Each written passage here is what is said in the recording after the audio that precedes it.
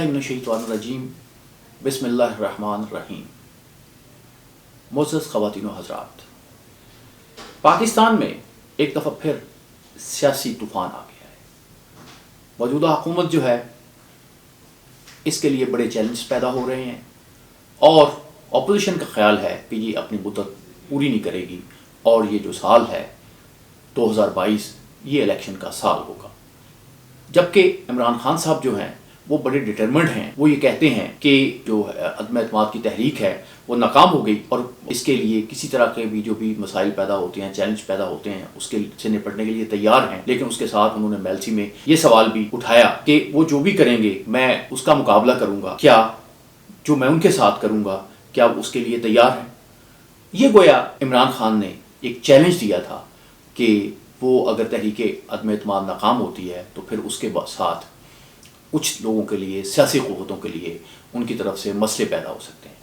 ये बड़ी एक समझने वाली बात है कि ये बात उन्होंने ना तो मुस्लिम लीग नून के लिए की थी, ना पीपल पार्टी के लिए की थी, ना फजलुर रहमान के लिए की थी। ये बात जो है उन्होंने एक्चुअली अपने मेंबरान असेंबली के मुतल्लिक़ की थी। और एक जो अब उसका थोड़ा सा आज जो है यानी सोमवार को ये बात भी सामने आ गई है कि ज़ाहिर है उनके पास कुछ ऐसी खबरें थी कि उनके भी कुछ जो मेंबरान असेंबली हैं उन पे उनकी वफादारियों पे सवाल उठ सकता है। आज एक बड़ी डेवलपमेंट हुई और वो डेवलपमेंट ये थी कि अलीम खान साहब के हवाले से खबर आई कि वो शामिल हो रहे हैं ग्रुप में जो जहांगीर तरीन साहब का ग्रुप है। और जाहिर है कि ये ग्रुप जो है अगर ये मजबूत हो रहा है तो ये पाकिस्तान की आने वाली जो सियासत है उसमें ये एक अहम किरदार अदा करेगा। लेकिन ये जो वार्निंग थी इमरान खान साहब की, ये बुनियादी तौर पे इसी ग्रुप को थी। अब ये ग्रुप जो है अभी तो ये एक बड़ी ऐसी सियासत खेलता आ रहा है कि जहांगीर तरीन साहब ख़ास तौर पे कि बड़ी जो मोहतात है, यानी वो एक मैसेज अपोजिशन को भी देते हैं और एक मैसेज जो है वो इमरान खान को भी देते हैं। जहांगीर तरीन साहब बड़े जहांदीदा आदमी हैं, बिजनेसमैन हैं और इमरान खान को इक़्तिदार में लाने में उनका बड़ा रोल था। उनका जो तैयारा था वो बड़ा इस्तेमाल होता रहा। ये खबरें आती रहीं और इल्ज़ामात लगाए जाते रहे कि वो अरकान असेंबली को उनके ज़रिए जो है वो इमरान खान साहब के साथ शामिल होने के लिए उसको इस्तेमाल किया जाता है। अब सूरत हाल जो है वो बड़ी गंभीर हो गई है। इमरान खान साहब के लिए बहरहाल एक चैलेंज है और वो रूस गए और रूस से वापसी पे वो सीधे चौधरियों के पास गए और चौधरियों के साथ उन्होंने मीटिंग की। और उसके बाद चौधरी जो हैं उन्होंने कुछ गवर्नमेंट की सपोर्ट का ऐलान किया। लेकिन परवेज़ इलाही साहब का ये बयान जो था कि ये जो हंडिया पक रही है इसमें से कुछ निकलेगा, ये बड़ा मानी खेज था।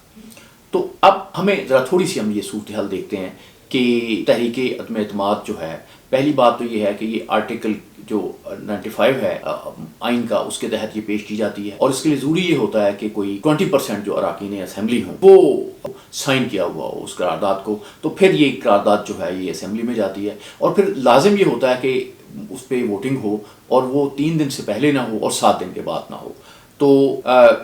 अभी जो मौलाना फजलुर रहमान साहब ने जो 48 घंटे की बात की थी कि उसमें तहरीक अदम एतमाद जो है वो पेश हो जाएगी, वो पेश नहीं हो सकी। तो इस पे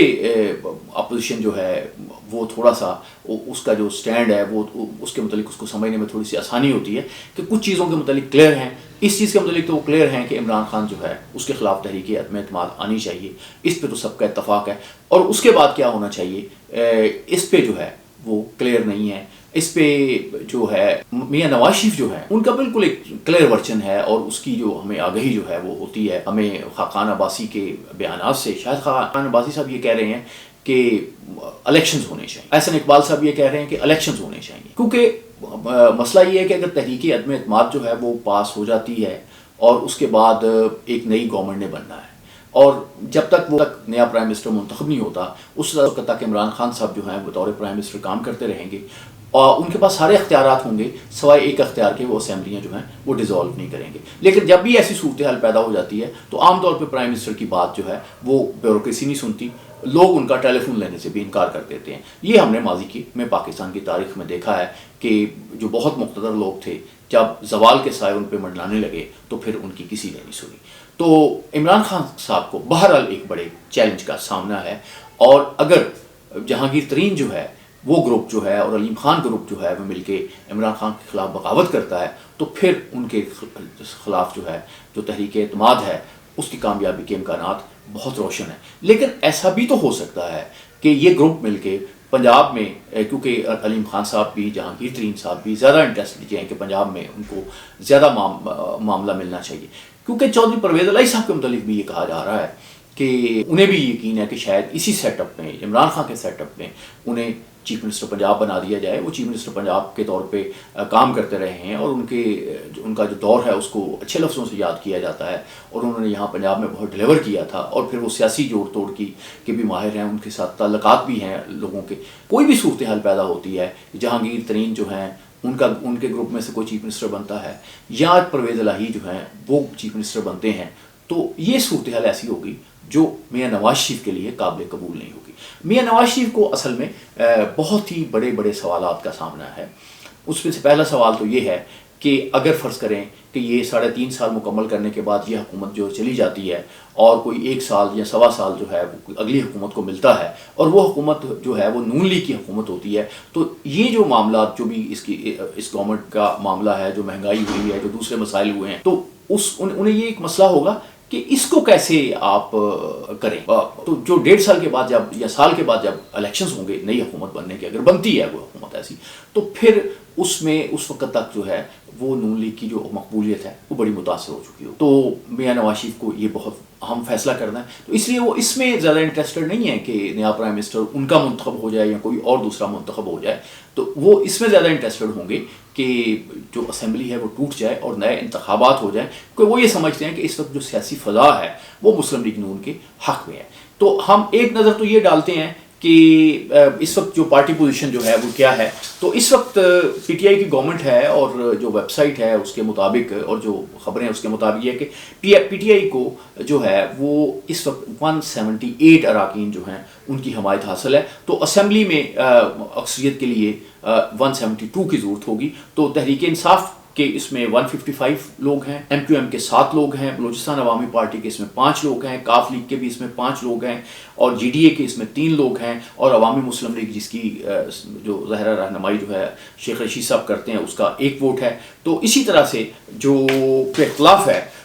اس میں اختلاف کے لوگوں کی تعداد جو ہے وہ 162 ہے، اور اس میں مسلم لیگ نون کے 84 ہیں، پی پی کے 57 ہیں، متحدہ مجلس عمل کے 15 ہیں، بی این پی کے 4 ہیں، عوامی نیشنل پارٹی کا 1 ہے، آزاد جو ہیں 2 ہیں، اور جماعت اسلامی کی 1 نشست ہے اس اسمبلی میں، اور انہوں نے ابھی تک کوئی واضح طور پہ اعلان نہیں کیا کہ وہ کیا موقف اختیار کریں گے۔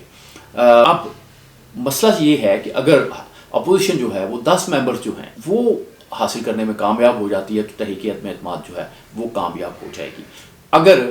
کاف لیگ جو ہے وہ ان کے ساتھ مل جائے اور کچھ دوسرے لوگ مل جائیں تو ظاہر ہے کہ وہ کامیاب ہو سکتی ہے۔ ابھی یہ جو نیا گروپ بنا ہے اگر یہ اپوزیشن کے ساتھ مل جائے پھر بھی ان کے خلاف تحریک عدم اعتماد کامیاب ہو سکتی ہے۔ لیکن تحریک عدم اعتماد پیش کرنے میں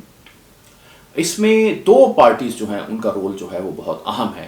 پہلے تو پارٹی آپ اسٹیبلشمنٹ کو کہہ لیں، اور سیکنڈ جو پارٹی ہے وہ نون لیگ کو کہہ لیں۔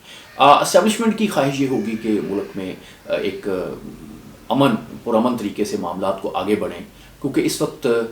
جو پاکستان کی سرحدوں پہ صورتحال ہے وہ بہت اچھی نہیں ہے۔ افغانستان ایک بڑے چیلنج کی صورت میں گورنمنٹ کے لیے ایک اسٹیبلشمنٹ کے لیے ایک مسئلہ بنا ہوا ہے۔ بلوچستان کے مسائل جو ہیں وہ بھی گورنمنٹ کو پریشان کر رہے ہیں۔ تو یہاں پہ بہت زیادہ جو سیاسی ہنگامہ ہے یا سیاسی زلزلہ ہے وہ تو کسی کو بھی سوٹ نہیں کرتا، ریاست کو بھی سوٹ نہیں کرتا، اسٹیبلشمنٹ کو بھی سوٹ نہیں کرتا، وہ حکومت کو بھی سوٹ نہیں کرتا۔ تو اگر کچھ بھی معاملات ہوتے ہیں تو ایک جو معاملہ ہے کہ یہ چیزیں جو ہیں بڑی سموتھلی ہوں، جتنے پرسکون طریقے سے یہ چیزیں ہو سکیں وہ ہوں۔ فواد چودھری صاحب جو ہیں جو منسٹر ہیں انفارمیشن، وہ تو یہ کہہ رہے ہیں کہ ہمیں پوری حمایت حاصل ہے، اور وہ یہ ایک اشارہ بھی دے رہے ہیں کہ اسٹیبلشمنٹ کی حمایت بھی حاصل ہے، لیکن جو ان کے مخالفین ہیں وہ ایک بالکل کلیئرلی کہہ رہے ہیں، شاہد خان عباسی صاحب نے کہا ہے کہ اب اسٹیبلشمنٹ جو ہے اس کی حمایت جو ہے وہ حاصل نہیں ہے پی ٹی آئی کو، تو اب جو ہے چیزیں جو ہیں وہ نیوٹرل انداز میں جو ہیں وہ آگے بڑھیں گی اور کوئی کسی کو سپورٹ نہیں کرے گا۔ کچھ یہ بات بھی کی جاتی ہے کہ کچھ ٹیلی فون وغیرہ جو ہیں وہ آئے تھے کچھ ممبران اراکین اسمبلی پہ، اس پہ ایک مسلم لیگ کی جو ترجمان ہیں مریم اورنگزیب، انہوں نے ایک پریس کانفرنس بھی کی تھی. اس پریس کانفرنس کا بتانا بھی یہی تھا کہ کچھ چیزیں جو ہیں وہ نیوٹرل انداز میں ہوتی ہوئی نظر آتی ہیں. لیکن کیا عمران خان جو ہیں وہ اقتدار سے رخصت ہو جائیں گے؟ تو میرا خیال ہے کہ یہ کوئی بات اتنی آسان نہیں ہے، کیونکہ عمران خان کی حکومت جو ہے یہ سب سے زیادہ اگر کسی کو سوٹ کرتی ہے تو میاں نواز شریف کو سوٹ کرتی ہے. اس دور حکومت میں جو کچھ بھی ہوا، ایک بات تو یہ ہوئی کہ نون لیگ جو ہے اس کا ووٹ جو ہے وہ بڑھا،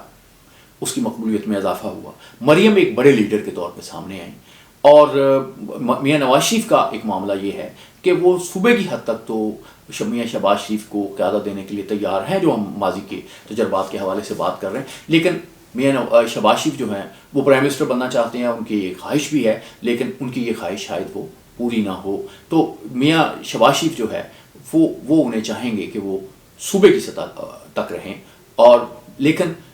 یہ بھی ایک تاثر دیا جا رہا ہے کہ میاں شہباز شریف بھی ہیں کہ وہ ان میں اتنی انتظامی صلاحیتیں ہیں، اتنی اچھی ان میں وہ ایک معاملہ ہے کہ وہ اس مشکل حالات میں ملک قوم کی قیادت کر سکتے ہیں. لیکن اس سلسلے میں میاں نواز شریف کیا فیصلہ کرتے ہیں یہ بہت اہم ہے، کیونکہ اب ایک زمانہ تھا جب حمزہ شہباز شریف جو تھے وہ میاں نواز شریف کے چہیتے تھے، اور وہ چاہتے تھے کہ جو اگلی قیادت ہے وہ حمزہ شہباز شریف کی صورت میں نکلے. لیکن پھر وہ مریم کو میدان میں لے آئے، اور یہ جو پچھلا 3.5 سال کا عرصہ ہے اس میں ہم دیکھتے ہیں کہ مریم جو ہے وہ ایک بڑی لیڈر کے طور پہ نکلی ہیں. اور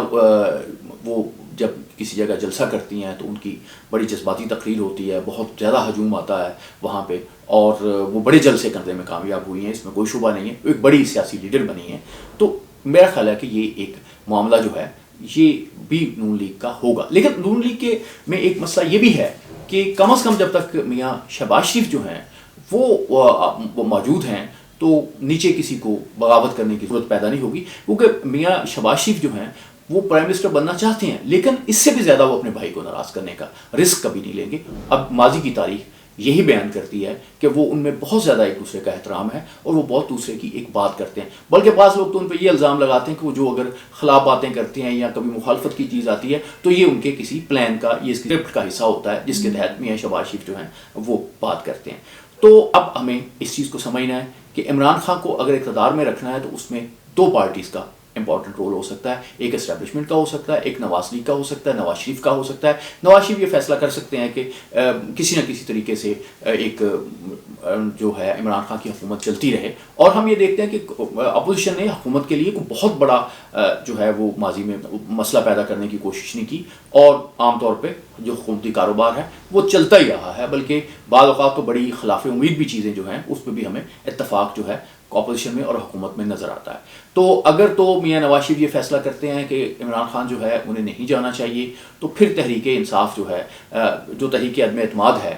اس کا جو کامیاب ہونا ہے وہ مشکل ہو جائے گا. کیونکہ میاں نواز شریف یہ چاہتے ہیں کہ اگر تحریک عدم اعتماد کامیاب ہوتی ہے تو پھر نئے الیکشنز ہونے چاہیے. وہ کسی دوسرے شخص کے لیے نہیں چاہیں گے کہ انہیں کو موقع ملے، اور وہ شخص جو ہے وہ شاید عمران خان سے بھی زیادہ نون لیگ کے لیے خطرناک ثابت ہو، ان کی مقبولیت کے لیے، ان کی پالیٹکس کے لیے خطرناک ثابت ہو. تو وہ ایسا کوئی رسک جو ہے وہ نہ چودھری پرویز الہی کی صورت میں لینا چاہتے ہیں، وہ نہ شاید میاں شہباز شریف کی صورت میں لینا چاہتے ہیں. کیونکہ ہم یہ دیکھتے ہیں کہ تھوڑی سی پالیٹکس جو ہے، بلکہ بڑی حد تک پالیٹکس جو ہے وہ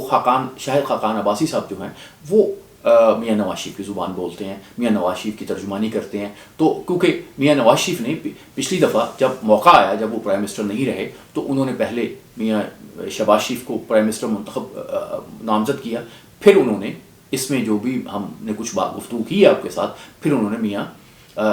شہباز شریف کو نظر انداز کرتے ہوئے شاہد خاقان عباسی کو پاکستان کا پرائم منسٹر بنایا. اور شاہد خاقان عباسی صاحب نے بھی ثابت کیا ہے کہ میاں نواز شریف ان پہ جو اعتماد کرتے ہیں اس پہ وہ پورا اترتے ہیں.